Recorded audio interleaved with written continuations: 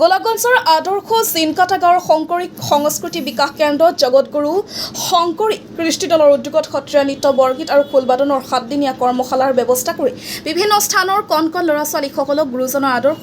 অনুপ্ৰাণিত কৰাৰ প্ৰচেষ্টা লৈছিল জগতগুৰু শংকৰী কৃষ্টি দলে। তাক শলাগ ল'বলগীয়া আজি সামৰণি অনুষ্ঠান অনুষ্ঠিত প্ৰশিক্ষাৰ্থীসকলে 7 দিনত যি শিক্ষা গ্ৰহণ কৰিলে তাক প্ৰদৰ্শন কৰে। সমান্তৰালকৈ অনাগত দিনত এই ধাৰা অব্যাহত থাকে তাকে কামনা কৰিছে প্ৰশিক্ষক লগতে স্থানীয় ৰাইজে। গোলাপগঞ্জৰ পৰা তপনৰ report, north east frontier news.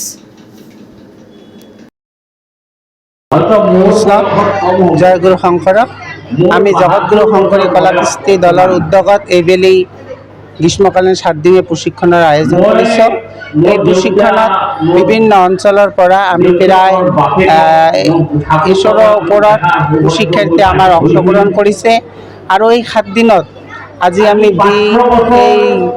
সামৰণি দিনা যে গম পালোঁ যে ল'ৰা ছোৱালীসকলে এই প্ৰশিক্ষকসকলকে 7 দিনতে অলপ হ'লেও সিহঁতক এটা কিবা এটা মানে জ্ঞান দিব পাৰিছে বুলি আমাৰ ধাৰণা হৈছে আৰু আমি উদযাপন সমিতিয়ে বা আমাৰ এই কৰ্মশালাৰ এই ছোৱালীসকলৰ উদ্যোক্তাসকলেও আজি আমি অলপ হ'লেও এইখন অঞ্চলৰ এই কণ ল'ৰা ছোৱালীসকলক লৈ আমি যিটো শাৰীৰিক মানসিক যিটো